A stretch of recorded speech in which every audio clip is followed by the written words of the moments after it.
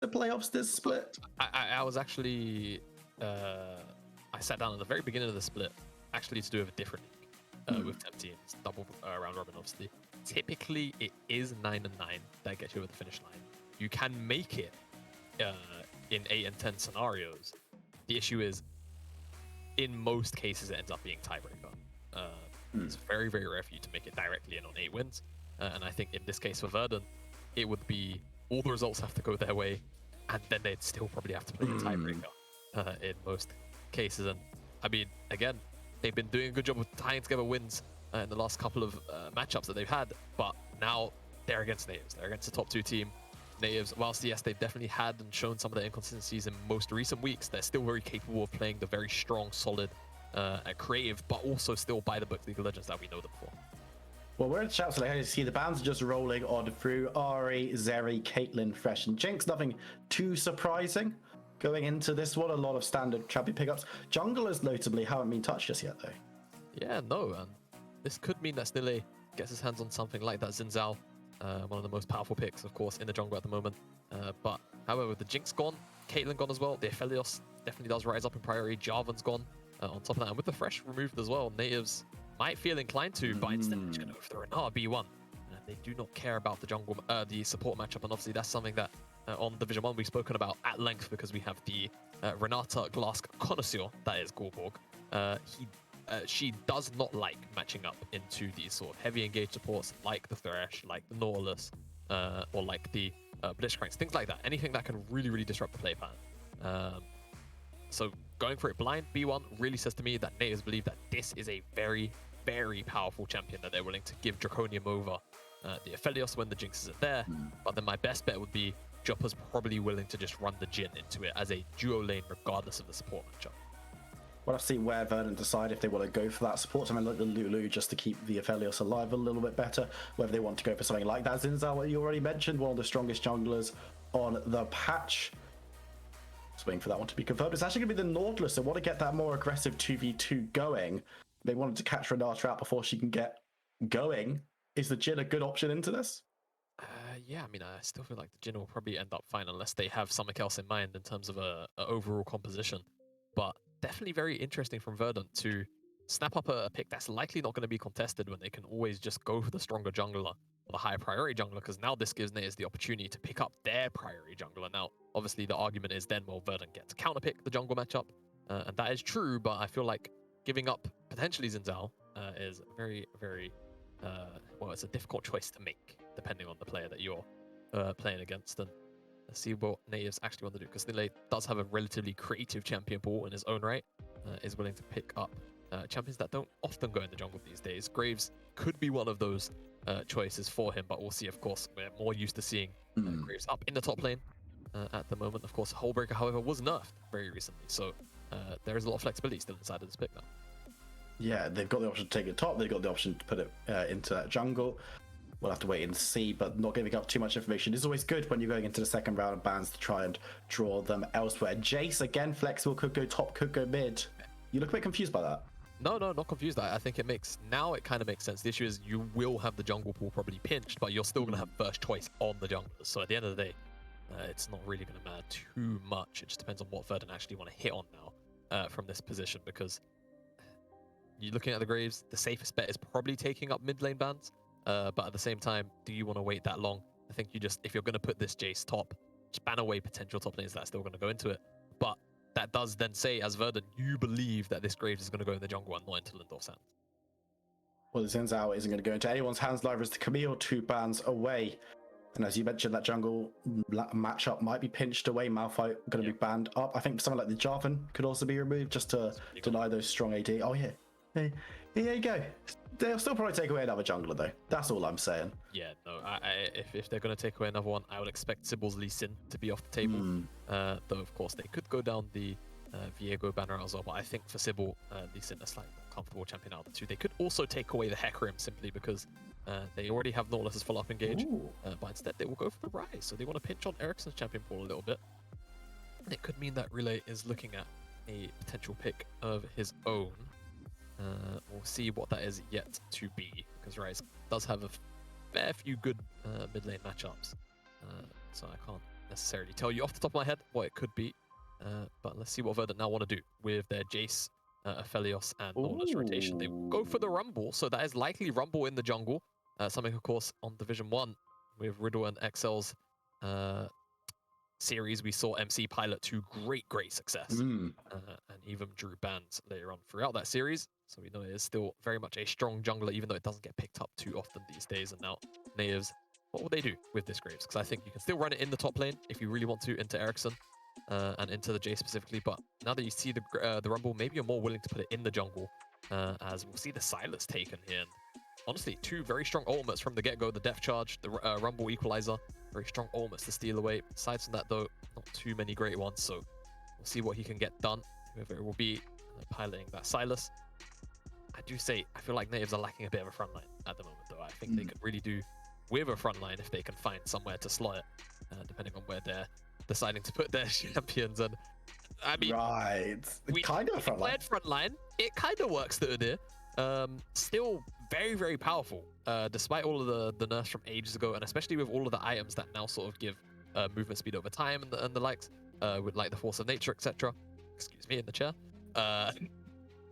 Udyr still actually a very powerful option, despite, you know, what people would probably think going from last year is we're gonna get a Kai'Sa mid lane for Ericsson. Of course, the poke AP Kai'Sa in the mid lane, obviously risen to priority in most recent weeks, and of course, more famously, Fake playing it in the LCK, as well as obviously a lot of solo queue games, but realistically brought to light by JDXL and Eminence. I was gonna say, how are you naming these tier 2 players like Faker when you could be talking about Eminence? These are the questions that I have. But yeah, the last few picks in this draft have thrown it through quite a loop, because we have got confirmation that Graves is going to be going into the top side up against the Jace. We've got the Rumble versus Udyr matchup in the jungle.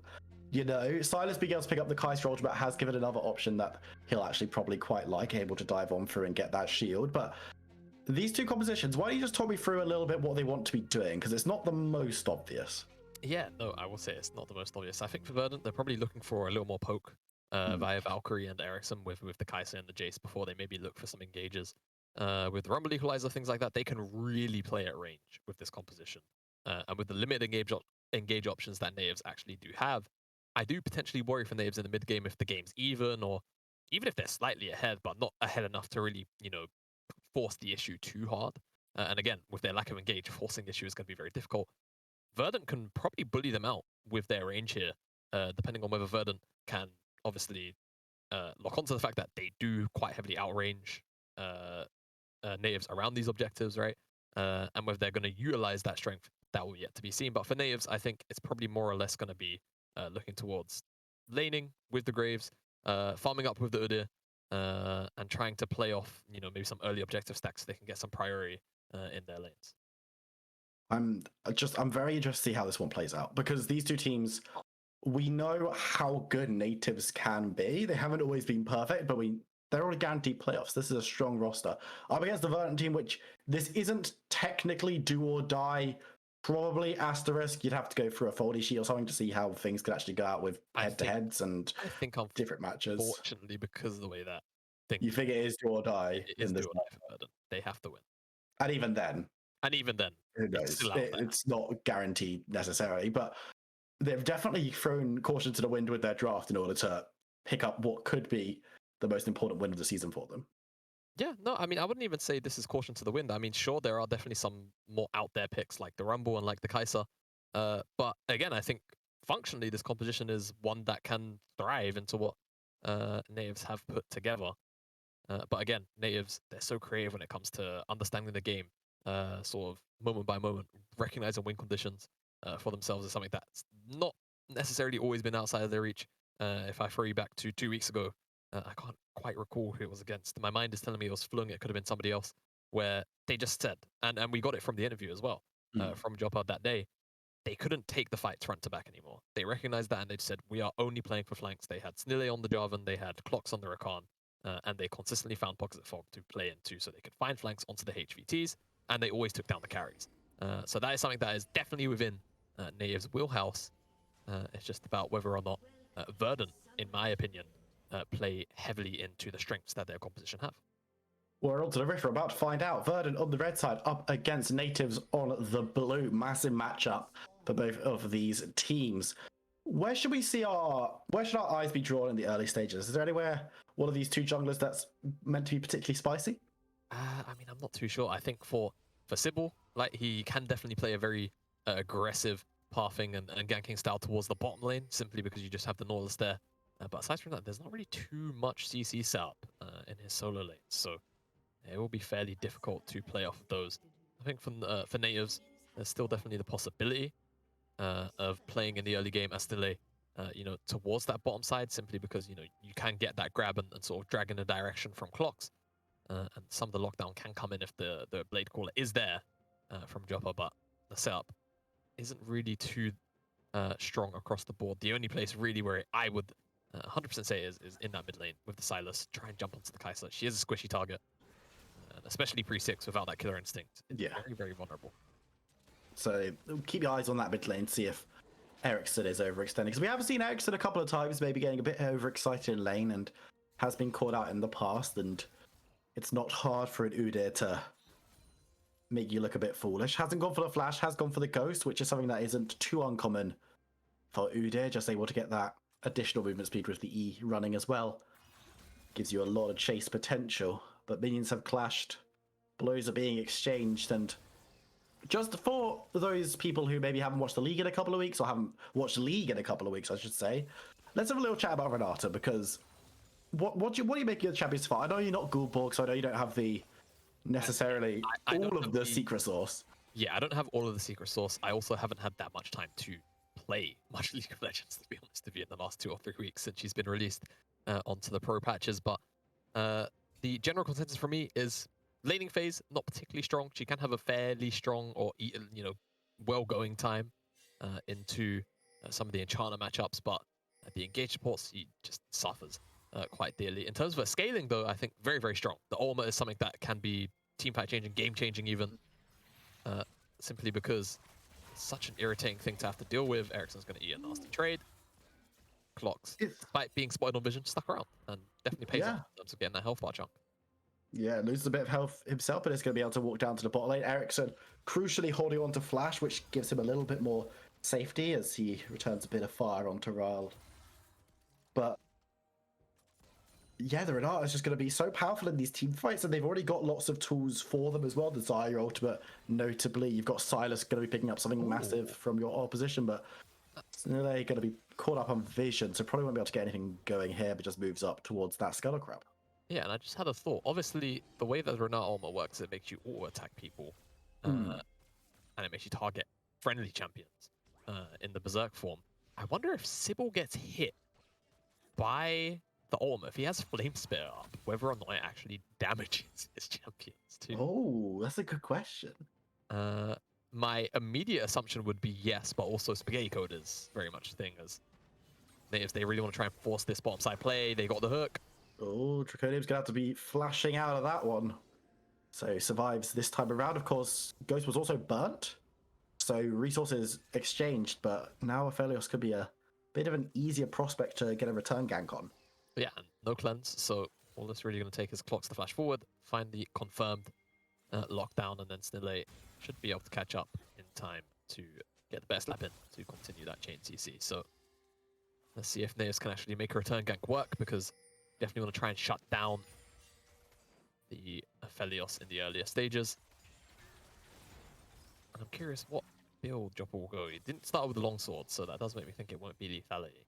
It does have Hail of Blades, but you can run Hail of Blades with lethality Zarya. So, but is there a world where he could flex into that one by picking up the longswords next? Not necessarily wanting to start. Maybe. I mean, I think only because you're dealing with the range that you are, maybe it's just not worth going on it. But we'll see what exactly he wishes to do. I don't think it's necessarily a bad thing to do either. Or either or. Which depends on the playstyle that he intends to play this Zarya with, in my opinion. Well, there's still plenty of time to work that one out. Still hasn't gone for that first recall as Pushy in the bot side. Meanwhile, in the top lane, Valkyrie and Lundorf. We haven't spoken about them too much this game. Not really much to be said. They're equaling out in farm. Valkyrie teleporting back into lane with that tier and a whole lot of swords. Just all of the swords that he could get his hands on. As many as a man needs. 3. One for each hand, if you have an extra hand. If you have an extra hand, if you have 3. And he's feeling pretty happy about that back. As there you go, Snilly. Going for the early dragon, not too surprised. Doing it whilst he knows that Draconium will likely want to try and shove the wave in. And whilst the winner might be able to make it in time, more times than not, he probably doesn't off that reset. So we'll sneak that one away. That's going to be Cloud next. So Hextech, Cloud, or Mountain. All very strong souls potentially to be picked up here. Zundorf waiting in the bush, trying to get a cheeky trade. Won't find one. Just hanging around, trying to get a bit of a roam going. Still haven't had first blood. 6 minutes into this one. First dragon has been secured as Clocks needs to be careful. Was looking for a roam and might be in trouble. Sybil not able to catch anything with that predator being popped. Quicker move down towards the bottom side of the map where they've got all of the fishing control. Snille are going to be able to move into his jungle.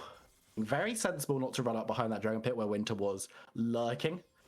So he survives. And it's good to see that there's some good decision-making coming in from Nativz. They know that they didn't necessarily have control of that quadrant and will be giving it away. Yoppa, although they're going to be hanging out on the tower. This could be the first big dive. Winter looking at it, but Draconium's ultimate going wide. Not caught out by too many feathers, but that's a decent chunk.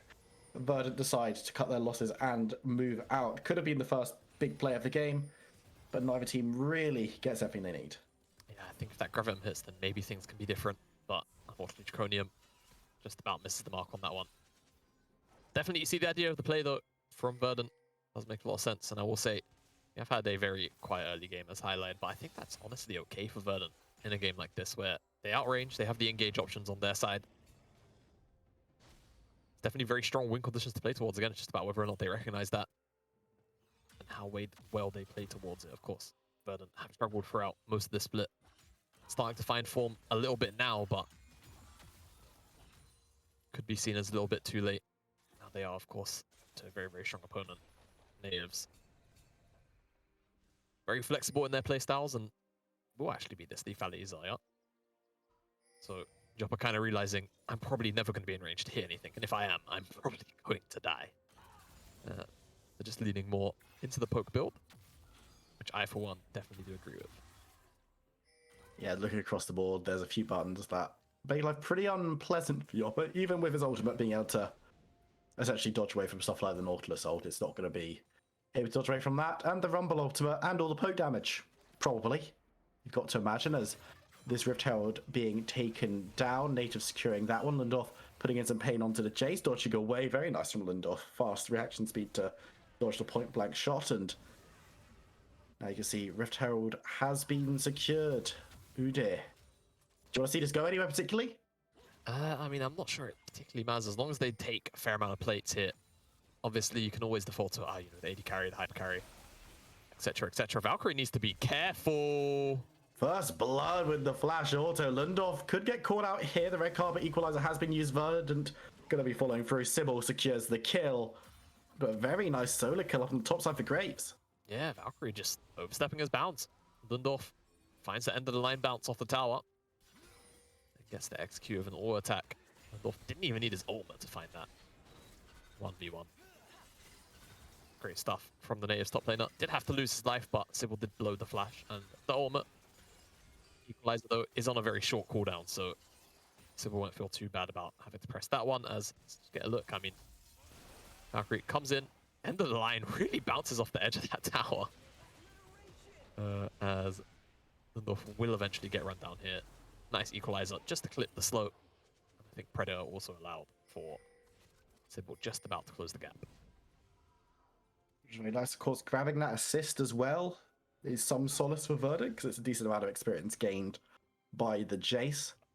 But the first blood gold going over to the Graves, picking up the Eclipse, first person on deck to have themselves their Mythic.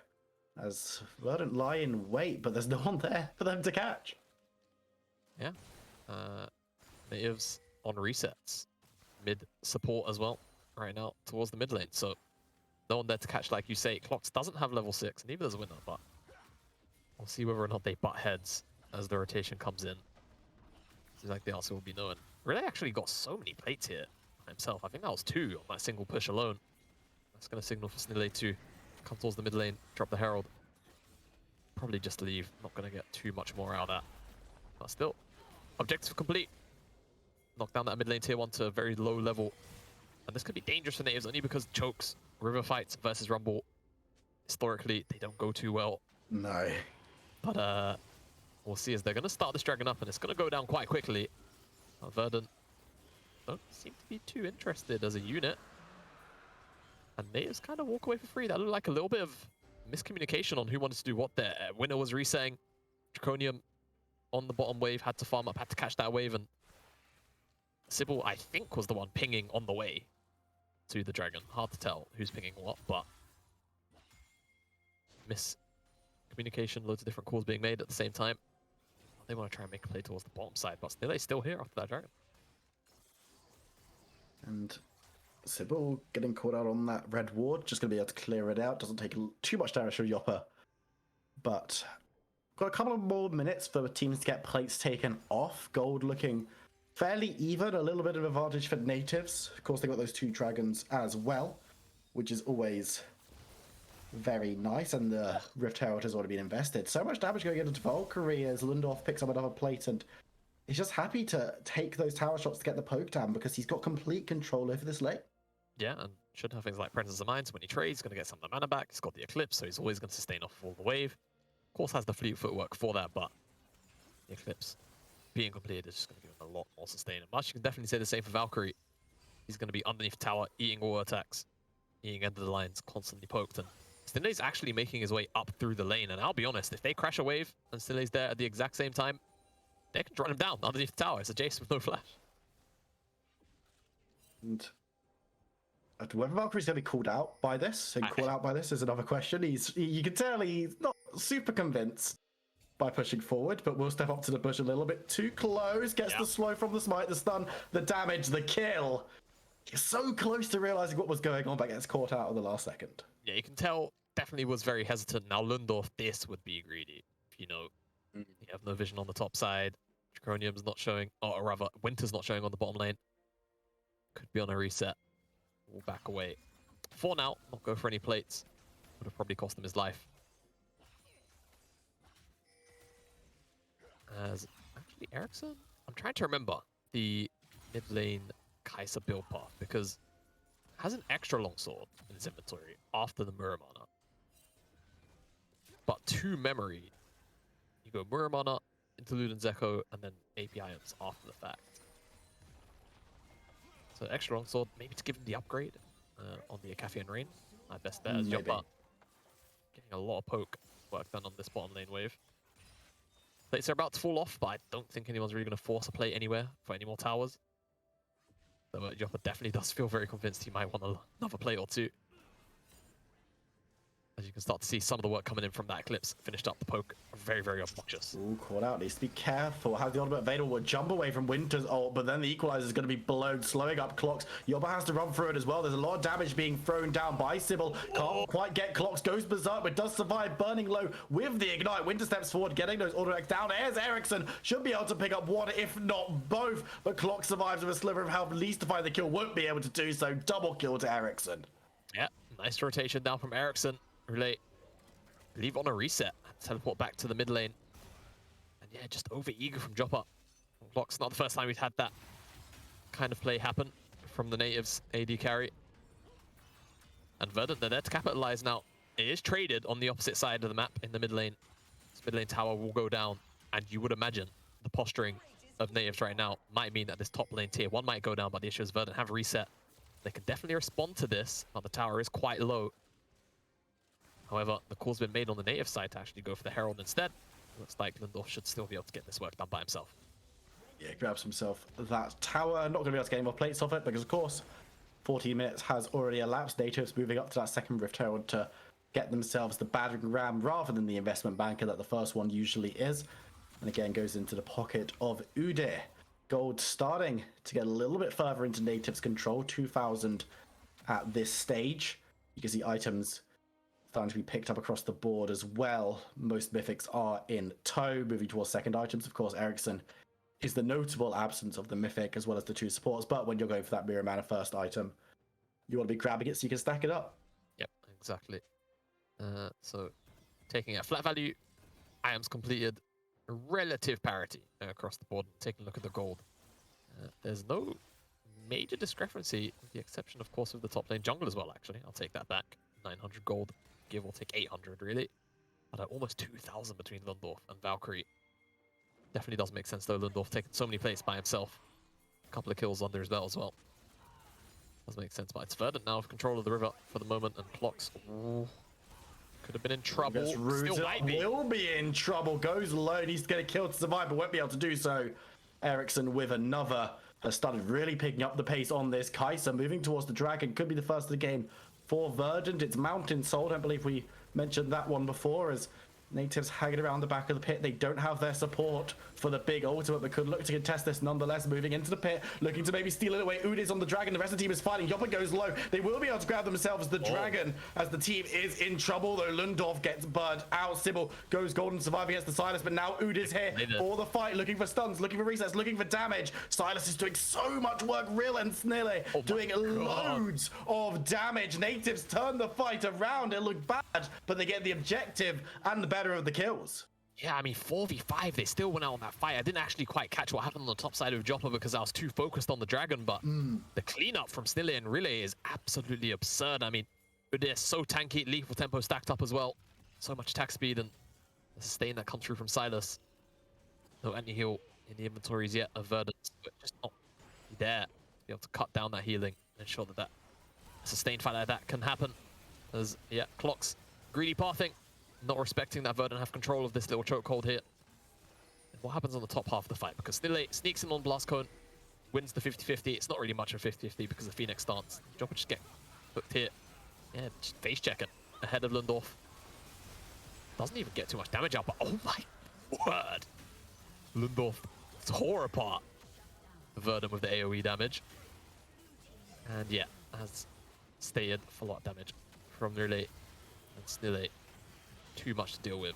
Great aim on the abduct to ensure they can lock down all the kills. Mid jungle from Nativz save that play. Absolutely. Grab themselves the soul point as well, so that's to be coming up in 3.5 minutes time. Excellent early advantage for Nativz if they can secure that one. Gold as well. Still moving slowly and slowly towards them, and Valkyrie, it's not been a performance to write home about. No. It's not been the most pleasant game, unfortunately, for the Verdant top laner. And they picked the Jace into the Graves. Yeah, of course the Graves could have gone to the jungle, I suppose, but they knew it was an option. It was still definitely a flex pick, but the option was taken by Verdant to run this Jace into that Graves. It worked out so far as Lundorf just finds himself a solo kill. That is very 2v1 also possible here. Might go down. It's a 2v1 where he dies, but that was one too many tower shots for Rumble's tank. Yeah, I mean, I think Lundorf, he wins out on the RNG as well. Did hit a crit, like a pretty big one as well, 400 something onto Sybil. Not that he cares how big the number was, just happy that he got the trade. Now Nativz, they're even going to take this tier 2. Really is going to steal away that death charge, and now they're really going to have to back away because that's another engage tool. And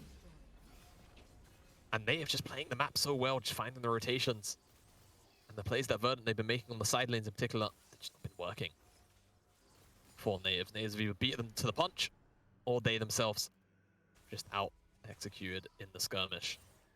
Solid stuff from the second place team, trying to keep that first place hope alive, but of course that dream going to be a quite difficult one. As let's see what he does to Ericsson here, because he has the collector in pocket, which is probably why he deals so much damage. Ericsson just stands on all of it. On the end of the line, didn't manage to get away from it, and I actually still missed what that crit number was by 487. Yeah. Is that crit, which is pretty monstrous. Quite nice to get that one just to secure the kill. And the second kill of the fight. Yeah. On top of that, so an extra 40 AD. You know, it took me a very long time to realize that BF Sword no longer gives 50, and it's 40. I can't remember when I realized. You're sitting there like, damn, I should have been able to make that play. It's like I had 10 less AD. I mean, fortunately, most of the champions that I played don't actually build BF Swords. Yeah, same. The exception Tank is like save. Gangplank. So that's probably why it took me so long.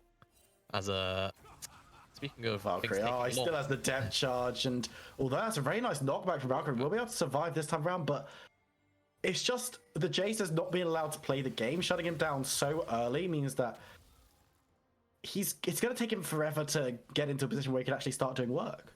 yeah, no, it really is. I mean, once the Muramana gets stacked up, already has all of the points all in the Shock Blast, of course. So you'll see the poke will come in. It's just not that scary, though.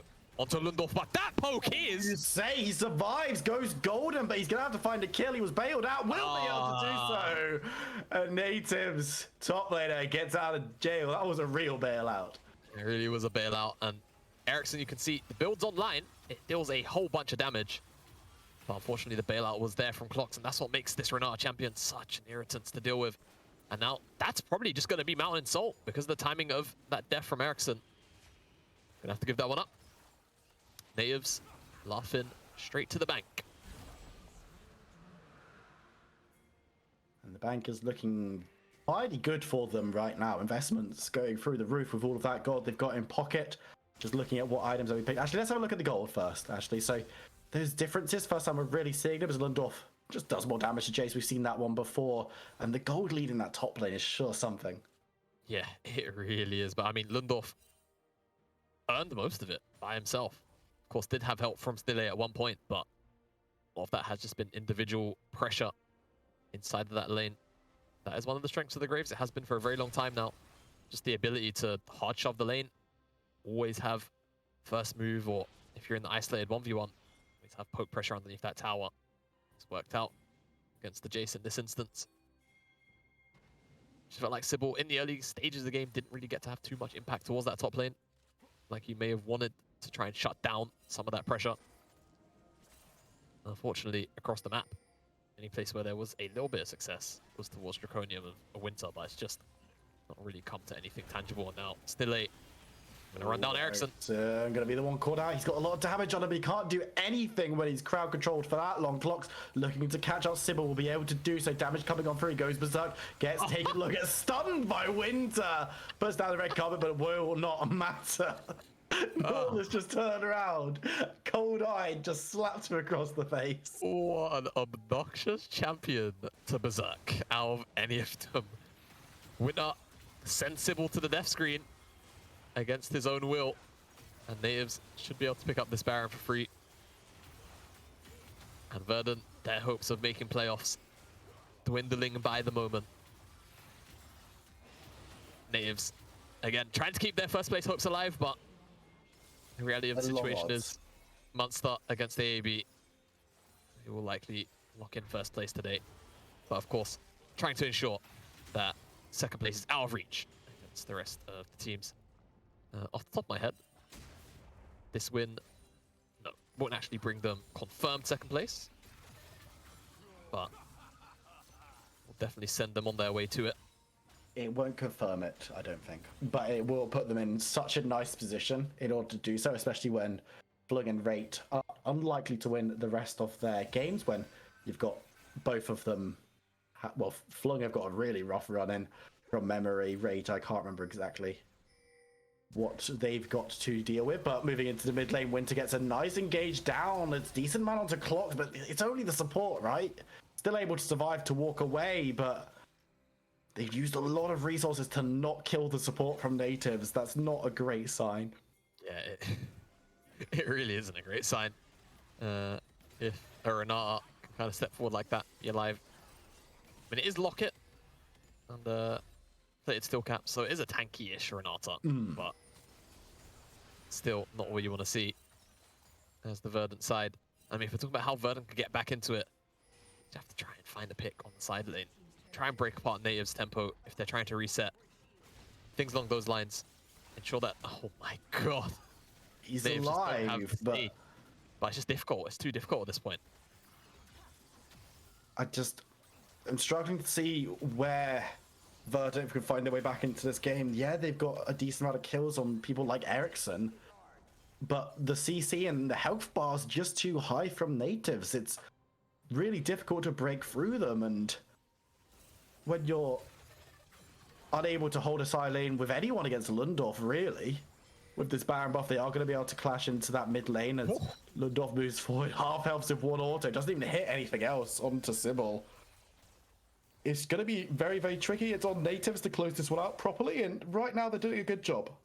Yeah, that they are just playing all 3 lanes because, quite frankly, they can. Typically, it's very difficult to do that over Baron, but in Nativ's case, because of the game state, it just isn't.